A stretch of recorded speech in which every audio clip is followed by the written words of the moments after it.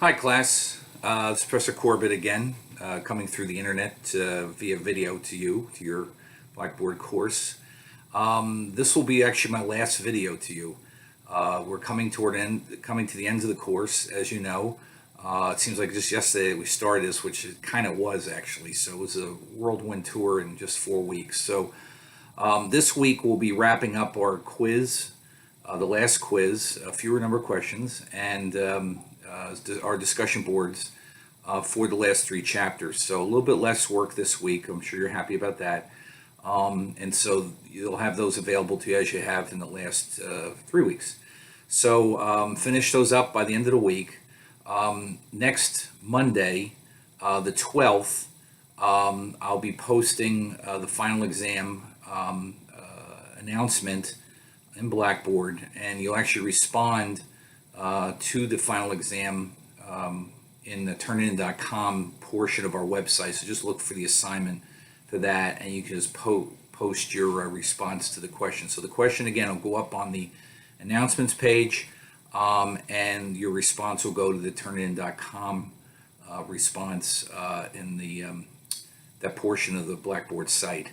The final exam question won't involve any kind of citing of references and things. I realize, like I said, this is such a very short course here and things, and normally I would do things like that, but given the fact that you've got 3 days to do it, I'm not going to require your citation. It'll be more of an argument, almost like a larger discussion board for all intents and purposes, like you've done already. So just a little bit more thoughtful, and a minimum of 200 words. So it'll go up on Monday, the 12th, at 12:30 a.m., and it will go off. The accessibility will go off at 11:59 p.m. on the 15th, which is technically the end of the course. So good luck with it. Like I said, slowing us down here a little bit, so you won't be overburdened with work. So just focus this week on your 3 chapters and the related discussion boards, 3 of those, and 1 quiz. So where are we now with these chapters? Well, the last 3 chapters are kind of a little diverse in the sense the chapter 12 is dealing with fire protection systems. And so that's a little bit different than the last 2 chapters that we'll deal with, which are dealing with sort of emergency command issues and stuff like that. So take a look, read your chapters there, and you'll be fine. So let me just give you some highlights from these chapters.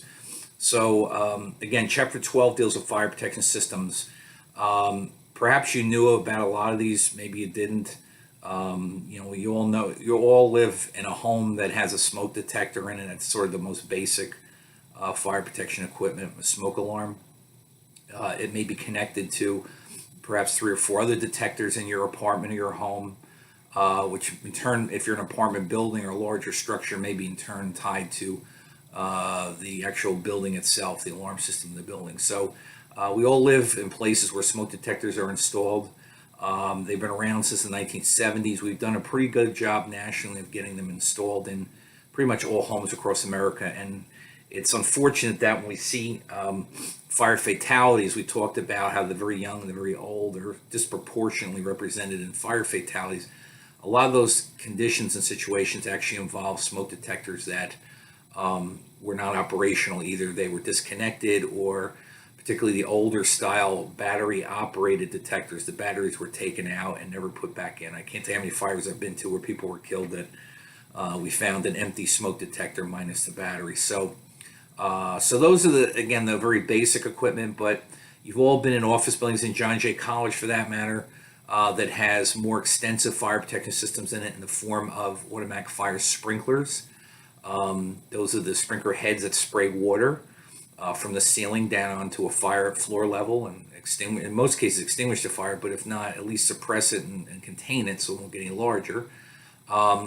Ignore those commercials that you see on TV, like during the Super Bowl, where this very attractive woman walks through a room and all the sprinkler heads go off, water spraying water all over the place. That's not the way they work. They work on heat from a fire, and they work individually. So they Basically, as heat develops from a fire, it activates the closest sprinkler head, and very often, most cases, it's just that one head that opens. If the fire is a little bit larger, maybe two or three heads might open, but it's very unusual to have more than three, four heads open up on a sprinklered fire. So they're very effective. They're the best protection we have to suppress a fire, because literally they're there before the fire department even gets called, and very often have the fire contained even before the fire department leaves the firehouse. So they're excellent systems. We've translated them into residential settings as well, into apartment houses, and in fact, even in single-family homes across this country. There are states and cities that require them in new construction. Actually, there's a discussion board about that, so think about that. We also have what are called standpipe systems, which are systems in which there are pipes basically in the stairwells that allow the fire department to pump into them and actually use hose valves on these pipes to hook up their hoses too. So this way, think about it, if you actually have a large pipe that runs up the stairwell and you have hose valves on it, you don't need to have hose lines to put out the fire coming all the way from the first floor all the way up maybe the 30th floor of the building. Literally, you take a much shorter section of hose with you, you climb up the stairs to perhaps the 28th or 29th floor, you hook up your hose valve, then you make your way up the rest of the stairwell to put out the fire on the 30th floor. So standpipes have been around for a long time, since about the Civil War, about the same time as sprinklers have been around. So, and again, they're very effective, but again, they're manual systems. They do require hose to be put on them very often, and the fire department actually to pump into them and that kind of thing. So they're not instantaneous like a sprinkler system. Other types of extinguishing systems out there, we have what's called carbon dioxide, the same CO2 that you're familiar with that's in drinks like soda and some alcoholic beverages and things. It's the same CO2. It's an asphyxiant. It'll actually put a fire out. Unfortunately, it's also very deadly. If you're in a room where a carbon dioxide system goes off, you very likely will get killed, because it literally snuffs out the fire, but it will snuff you out as well. And it's happened on some occasions where, matter of fact, in Manhattan several years ago, a woman was cleaning a bank space after hours, like 2 o'clock in the morning, got trapped in a room or an area near the vault, and thought that the red box on the wall was an alarm to set off to let people know she was there. Instead, it was the carbon dioxide extinguishing system, and she pulled that alarm, and the system discharged, and she was unfortunately killed through asphyxiation. So those systems are used in certain applications where water is ineffective or difficult. There's other systems out there, the halon systems the textbook mentioned, which are kind of on their way out. There's no new systems going in. They've proven to be an ozone depleter. They're in the same family as Freon, which was an old refrigerant that was used that actually cuts holes in our ozone layer in the atmosphere. So they kind of been moving away from that. We have what are called clean agents, which were the non-ozone depleters that replace those systems. We have dry chemical systems. If you do have a car and you travel around New York State, very often if you look up, you see those big red tanks on the pillars outside the gas station near the pumps. Those are dry chemical extinguishing systems. As a matter of fact, just a week ago, there was a person who set fire in Staten Island to a gas station pump area. For whatever reason, he pumped gasoline onto the ground and ignited it. And if you watch that video, within a few seconds, you'll see this large, looks like snow coming down. That's actually the dry chemical extinguishing system extinguishing that fire that he intentionally started. So again, the book gives you a bunch of different types of systems. They all have different applications to do different things. Again, suppression systems try to suppress the fire, to knock the fire down. Alarm systems, of course, give alerts to people to get out of the building, to do something, to call the fire department, things like that. So anyway, that's chapter 12. Chapter 13 is sort of the fundamentals of incident command. And how we sort of evolved over time. The book mentions about a thing called FireScope out in California, which was the the first command system that we used. It's a flow chart arrangement of how we manage things to make sure that we have the most efficiency, that every person has a job to do, and we cover all the jobs. So the incident command system, like I said, has been around for several decades now, all the way back into the 70s in California.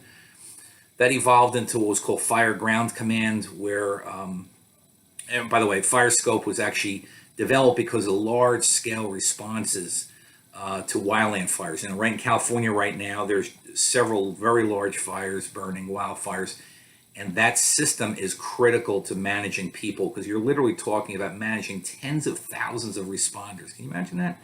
And that's why we need something like that. So Firescope sort of set the tone because California is so large and has so many of these wildfires. They needed a system. So then it evolved into, as I mentioned, a thing called Fire Ground Command, which is more about municipal firefighting in like New York City and building fires and stuff like that. So we transformed it slightly to deal with that. And then finally, we ended up after 9/11 with a thing called the National Incident Management System, NIMS. So it's slightly different in incident command. The book doesn't really do a good job distinguishing the two, in my opinion. But basically, the old fire scope and incident command systems were fire department related systems that dealt with fire specifically. The National Incident Management System is very similar. It's pretty much identical, except for a few respects. One thing being that it deals with all types of incidents. So, beyond fires. So it could be tornadoes or earthquakes or hurricanes or what have you. That is the national set of regulations, if you want to think of it that way, that all responders in this country are trained to, so that if we end up sending New York City to Katrina during the hurricane like they did in New Orleans, and New York City Fire Department went down there, they're using the National Incident Management System, which means that everybody's talking the same language and following the same system. So it's proven to be pretty effective. It was just recently revised back in June, a month ago, just some slight tweaking and stuff, but the fundamental system is there. So NIMS is something that if you further your career in public safety, you probably will come up against NIMS again because it is used by not only fire departments, but police departments, emergency medical services, Department of Public Works, even mayors and city council people. All these people have to be trained in this. So you'll be seeing that again. If you're at all interested, since I mentioned at the beginning of the semester, I see most of you are criminal justice majors.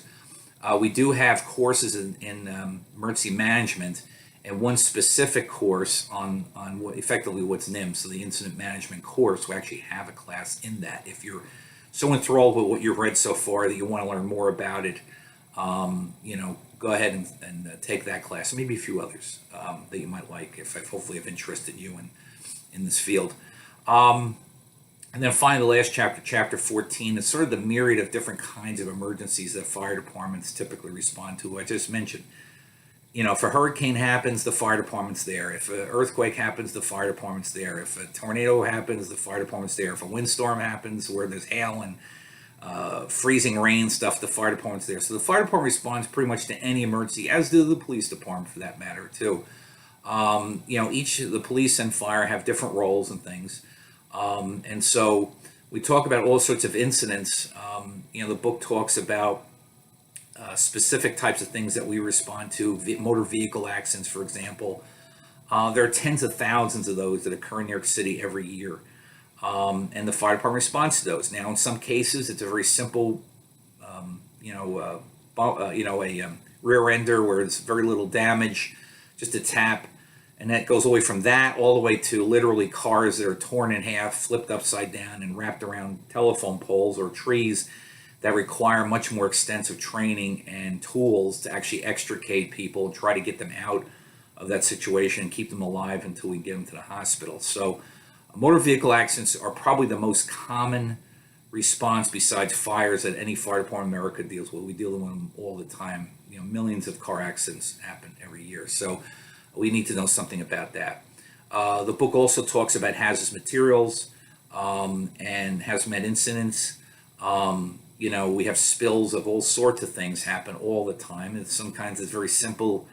At a gas station, they might spill a couple gallons of gasoline versus, a rupture of a above ground storage tank on Staten Island, or a tanker truck that rolls over on the Long Island Expressway. I mean, those are also hazmat incidents. And of course, hazardous materials themselves come in literally over a dozen different forms. So, you may be very often dealing with flammable liquids. Those are liquids that burn, basically, or combustible liquids that burn. But you're also going to be dealing with things like radioactive materials, or we call materials are called oxidizers, which actually chemically have oxygen built into them. That's why most fire departments actually have created their own hazmat teams, or have a regional hazmat team to deal with those types of situations and more difficult situations. And FDNY actually has a hazmat unit. It's full time. Their people are highly trained there to deal with all sorts of stuff. They wear special moon suits, as you've seen on TV. So that's another function of the fire department. But we deal with, hazards underwater, high up in the ground in high-rise buildings. I mean, it's just the fire department, it really has evolved into really an all hazards type response agency. It's not just putting out a room fire anymore. It's doing a lot of other things which people expect because the fire department has the training and the tools to deal with that. So that's sort of the catch-all chapter at the end of the book. Sort of deal with those types of issues and talk about them.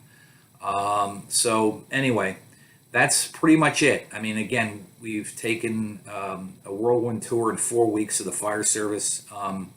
I appreciate all of your hard work on the discussion boards. Keep it up. Again, try to give me a paragraph for each question.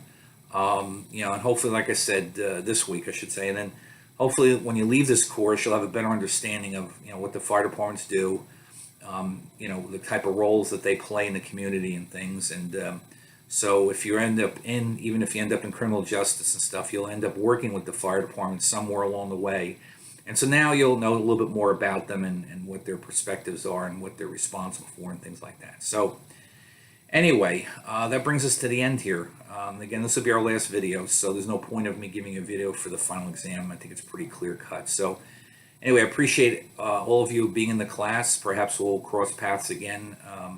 I typically teach brick and mortar for the most part, although I do online courses. I've actually been teaching online since the very beginning when John Jay did it back in 1996, I guess it was, 95, 96. So doing online classes along. This is actually, ironically, you're my first summer class in 25 years I've taught at John Jay. So I hope you've enjoyed it, and again, maybe we'll cross paths somewhere along the line. And again, good luck in your career, and hope you find success in things you would like to do. So take care.